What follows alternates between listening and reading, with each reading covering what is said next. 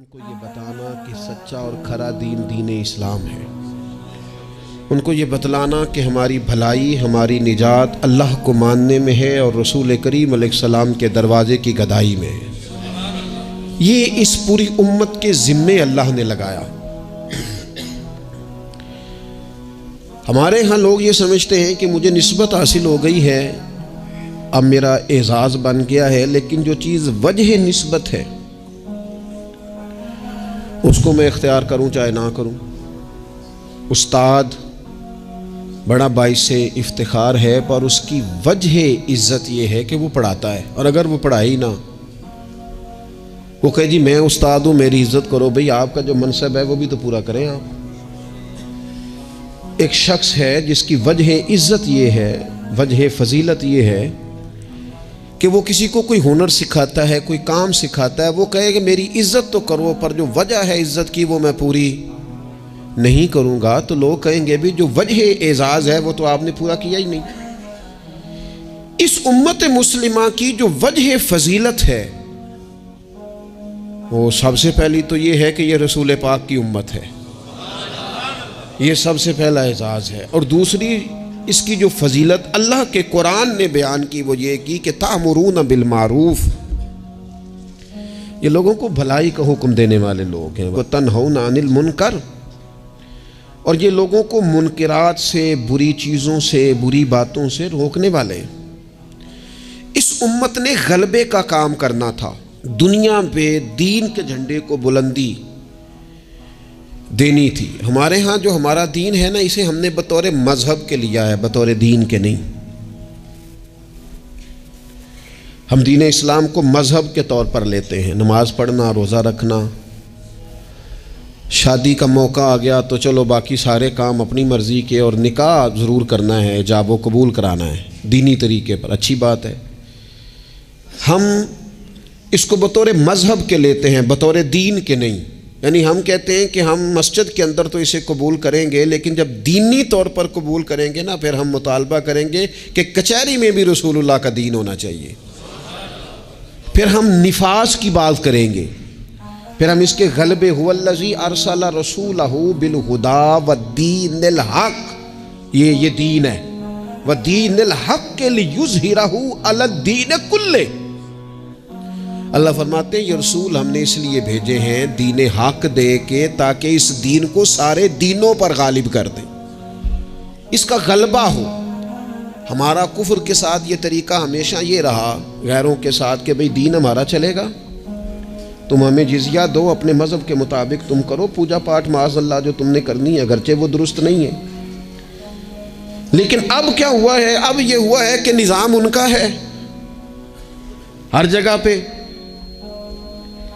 और हमें यह कहा गया है कि नमाज पढ़ो कोई हर्ज नहीं, रोज़ा रखो, ज़कात दो, खिदमात करो, लेकिन जो निज़ाम है अरसला रसूलहू बिल हुदा व दीनिल हक के लियुज़हिरहू अला दीन कुल्ले, वो हमें कहते हैं कि निज़ाम हमारा रहेगा।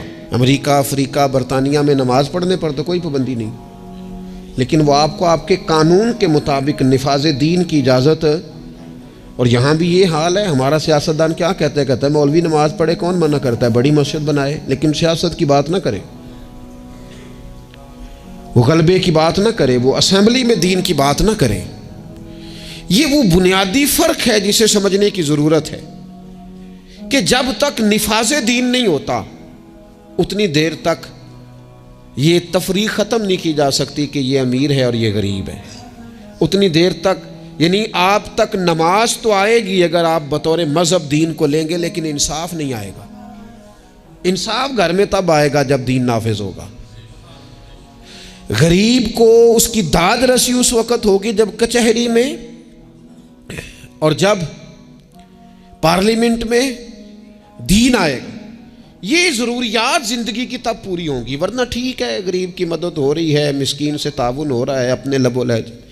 तो दीन के लिए जद्दोजहद करना, दीन के निफाज की कोशिश करना, सबसे पहला मसला तो ये है दीन कैसे नाफिज हो। सबसे पहला मसला तो ये है कि हमारे अंदर वो ख़ास शऊर ही नहीं कि मज़हब को नाफिज होना चाहिए, क्योंकि अपनी अपनी दुकानदारी, अपना अपना निज़ाम, अपना अपना हिसाब, अपने अपने तरीके से सब लोग लेके चल रहे हैं। वो एक एक निज़ाम के झंडे के तले आने को तैयार। सबसे पहली बात तो यह है कि हमारे अंदर दीनी शऊर पैदा हो। हम पसंद करें इस बात को कि अगर नबी पाक ने सादा खाना पसंद किया तो हमें भी सादा पसंद है। हम पसंद करें इस बात को कि अगर हुजूर ने फरमाया है कि सादी बारात जाएगी, थोड़े से लोग होंगे, निकाह आसान होगा, वो बरकत वाला होगा, तो हमारा यानी वो जो हमारे अंदर चीज़ पनपती है ना कि मैं मतलब चाह करना है मेरे मुंडे का ब्याह है, वो पनपे ना, वो ख्वाहिश ना पैदा हो। सबसे पहली बात तो ये है, हम कहें यार मैं उसी तरह बेटी का ब्याह करूंगा जिस तरह मदीने वाले ने सैयदा फातिमा का किया है। हम उसी तरह निकाह को रिवाज देंगे जिस निकाह का रिवाज नबी पाक ने मौला अली शेर खुदा के लिए पसंद फरमाया है। ये जब पहली बात तो यहाँ अपने आप को खड़ा करना बड़ा ज़रूरी है। यहाँ नहीं खड़ा कर पाते, अगर पैसे हाथ नहीं आए तो चलो ठीक है हम सादे हो गए, अगर आ गए तो याद रखो फ़कीरी में फ़कीरी करना कोई कमाल नहीं, करनी पड़ती है, मजबूरी होती है। फ़कीरी में फ़कीरी कोई कमाल नहीं, कमाल तो ये है कि तू बादशाही में फ़कीरी करे, तेरे पास लाखों पड़े हों पर तेरा मिजाज फ़कीराना हो, करोड़ों अरबों तू खर्च करने की ताकत रखता हो, लेकिन तू कहे नहीं मैं मिजाज फ़कीर। सलाम उस पर के जिसने बादशाही में फ़कीरी की, सलाम उस पर के जिसने बेकसों की दस्तगीरी की, सलाम उस पर के जिसने बादशाही में फ़कीरी की। नबी पाक अलैहिस्सलाम ने बादशाही में फ़कीरी की, हज़रत अबू बकर ने बादशाही में फ़कीरी की, हज़रत सैयदना उमर फारूक ने बादशाही में फ़कीरी की, करोड़ों खर्च करने वाले उस्मान गनी। लेकिन सैयदना उस्मान गनी की शान ये है कि जब खुतबा देने के लिए मिंबर पे बैठते हैं तो कुर्ते पे भी पेबंद हैं और उनकी तहमत पर भी पेबंद हैं और उनकी पगड़ी भी पुरानी है। तो लोगों ने कहा ये क्या है, तो कहा ये वही है जो हमें मदीने वाले रसूल ने सिखाया है।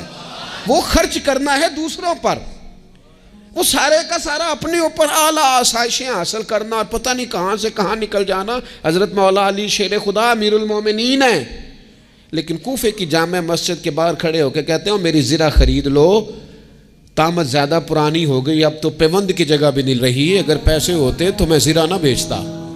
ये बादशाही में फ़कीरी है। ये कौन है? ये अली कौन है? ये हसनैन कौन है?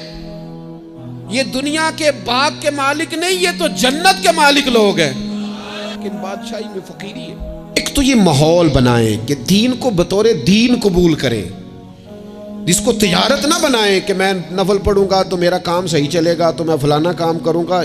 इबादत को इबादत रहने दें। अगरचे तस्बीहात गिनना जायज़ है, लेकिन हर वक्त अपनी नेकियां गिनते ही रहना और कानों में बता देना कि आज मैं 4,500 पढ़े है, ये भी ठीक। जाहिदों ने ये अजब काम किया, अब बस है ना कि तस्बीह के दानों से जो काम लिया, चाहिए था ना कि बेशुमार पुकारते तुझको। और ये भी कोई बात है गिन गिन के तेरा नाम लिया, गिन गिन के तेरा नाम लिया। वो जो देता है वो भी कभी गिना है, लेकिन उसका नाम भी लेना तो पहले गिन लेना। ये क्या बात हुई? मैंने कहा गिनना जायज़ है, लेकिन उस गिनने में अपने आप की बढ़ोतरी बयान करना कि मैं बड़ी शय हूँ, मैंने इतना पढ़ा, ये दुरुस्त नहीं है। तो मेरे अजीज, एक तो दीन को नाफिज करें, अपनी तबीयत जी। दीन जो कहता है ना, ख्वाजा साहब ने ख़त लिखे हैं कुछ 8 ख़त मैंने ख्वाजा साहब के पढ़े हैं जो ख्वाजा कुतुबुद्दीन बख्तियार काकी के नाम है। उन ख़तों में ना एक ख़त ख्वाजा साहब ने इस तरह लिखा है अपने मुरीद को, कहते हैं ख्वाजा कुतुबुद्दीन साहब को, कहते हैं पुत्र दरवेश की मर्ज़ी कोई नहीं होती, दरवेश की मर्ज़ी साड़ी तो है वे ना, चूँकि असी दरवेश नहीं ना, साड़ी तो है ना। सवेरे नाश्ता मर्ज़ी का, दोपहर को खाना मर्ज़ी का, आना तो मर्ज़ी का, जाना तो, पहनना तो मर्ज़ी का। और मेरे साहब के पास एक शख्स ने आके कहा हुज़ूर जो मैं चाहता हूँ वो होता नहीं। तो हज़रत साहब फरमाने लगे ये तो खुदाई दावा है, जो चाहे हो जाए, ये तो अल्लाह की शान है। इतनी बड़ी बात तूने कर दी कि जो चाहता हूँ होता नहीं, ये तो रब की शान है कि रब जो चाहता है वो, तू तो बंदा है, तू इतनी बड़ी बात क्यों कर रहा है? ख्वाजा मोइनुद्दीन चिश्ती रहमतुल्लाह अलैह ख्वाजा कुतुब साहब को ख़त लिखते हैं और फरमाते हैं पुत्र दरवेश की मर्ज़ी नहीं होती। हुजूर क्या माना? तो फरमाने लगे दरवेश की वही मर्जी होती है जो उसके रब की मर्जी होती है। हम जब खुद मज़हब पे अमल करेंगे तो लोगों को अंदाज़ा होगा कि मज़हब अमल के काबिल है, दीन अमल के, लेकिन खुद तो अमल कर ही नहीं रहे। हर मौके पर बरादरी सामने, हर मौके पर रस्म व रिवाज सामने, तो दूसरों पर दीन कैसे नाफिज होगा? तो कहीं से शुरू करें। दूसरी बात यह है कि इशाअत इल्म बड़ा ज़रूरी है।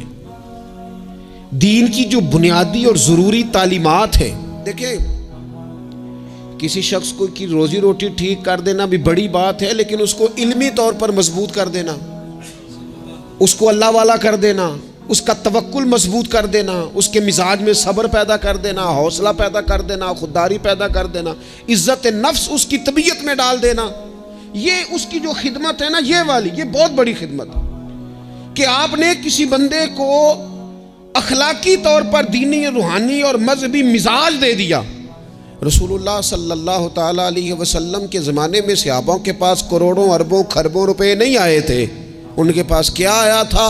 खुल्के मुहम्मदी का रंग आया था उनमें सल्लल्लाहु ताला अलैहि। उसको सीखने, समझने और अमल करने की आदत। लोगों में पैगाम दीन और इशाअत इल्म, ये बड़ा ज़रूरी काम है, और इंसान सारी ज़िंदगी सीखे।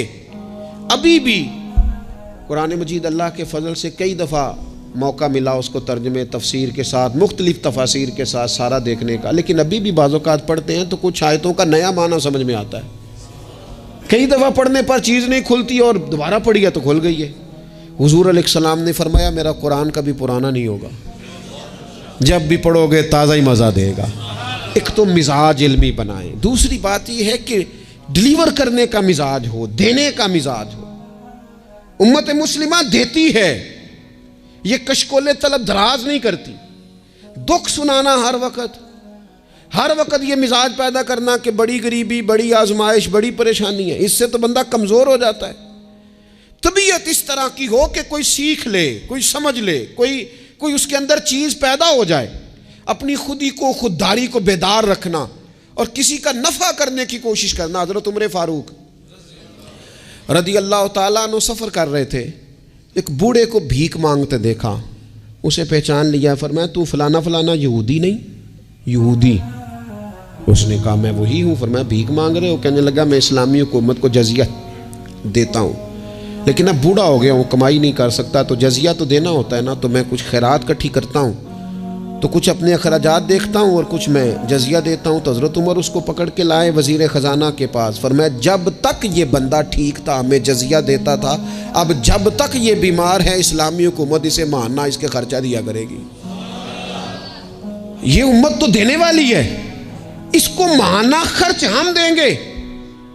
वो शख्स कहता है सारी उम्र जजिया दिया था, करीब रहे थे, वो असर नहीं हुआ। और हज़रत उमर की ये बात ऐसी असर कर गई, मैंने कहा हुजूर यहूदी बन के ज़रूर मैंने खैरात लेनी है, आप मेरा हाथ पकड़े ना, मुझे कलमा पढ़ाएं, हम इस मसले को ही ख़त्म करें, ये तफरीक ही ख़त्म हो। उम्मत तो देती है, उम्मत तो बांटती है, उम्मत के अंदर तो जज्बा होता है। एक पेशा बुरा है जवानों, याद रखना, एक पेशा बुरा है, और वो है किसी के आगे हाथ फैलाना। जो झाड़ू दे के रोजी कमाता है बड़ी शान वाला बंदा है, जो सवेरे उठ के टाइम पे मंडी जाता है, फल लाता है, रेड़ी लगाता है, वो बादशाह है, बादशाह। इसलिए कि उसने हाथ नहीं फैलाया, उसने रब की रहमत का दरवाजा खटखटाया है। वो बादशाह आदमी है, उसने एजाज के साथ अपनी जिम्मेदारियों का एहसास किया। बड़ा मज़ा आता है जब शाम को बंदा अपनी दुकान बंद करे और फिर छोटे छोटे नोट गिने, और फिर उनमें से ना, मैंने देखा है गरीबों को, कहते हैं जी मैं ना जी वो जो 50 रुपये रोज़ दे रखे ने अल्लाह की रात देने ने, और फिर उसमें से वो थोड़े से जब बचा के कहता है ना कि आज मैं ना मतलब 4 पैसे ज़्यादा हैं, आज घर फल भी लेके जाना है। वो जो जायका है उसे कभी महसूस तो करो। मेरे रसूल पाक अलैहिस्सलाम ने फरमाया सबसे बेहतरीन खाना वो है जो अपने हाथों की मेहनत से तू कमा के खाता है, और फरमाया अल्लाह के नबी हज़रत दाऊद अलैहिस्सलाम अपने हाथों की मेहनत करके कमा के खाया करते। उम्मत की ये जिम्मेदारी है कि उम्मत मुशक्क़त का मिजाज बनाए, तबीयत बनाए, मुशक्क़त की ज़हन बनाए। हमारे यहाँ तो अब जनाब वो जद्दोजहद का शौक़ नहीं, तबीयत नहीं, पढ़ने लिखने तक को लोग बस ठीक है, बरकत से सारा कुछ चल रहा है। चौथी बात आपकी खिदमत में ये अर्ज़ करनी है कि उम्मत अगर चाहती है ना उरूज पाए, तो फिर उम्मत को चाहिए कि थोड़ा इत्तेफाक का भी मिजाज पैदा करे। हमारे यहाँ ना फुरूई मसाइल में भी इतना इख्तलाफ है, इतना रट्टा है, कोई बंदा दूसरे को कबूल करने को तैयार नहीं है, झगड़ा ही झगड़ा, बहस ही बहस। एक घर में 4 लोग रहते हैं और चारों का मिजाज मुख्तलिफ है, चारों की पार्टियां मुख्तलिफ हैं, चारों की सियासत मुख्तलिफ है, चारों का मिजाज मुख्तलिफ। किसी खानदान में इत्तेफाक नहीं रहा, किसी कबीले में इत्तेफाक नहीं रहा, किसी ग्रोह में जमातें टूट फूट का शिकार, तंजीमें टूट फूट का शिकार, मुल्कों में माहौल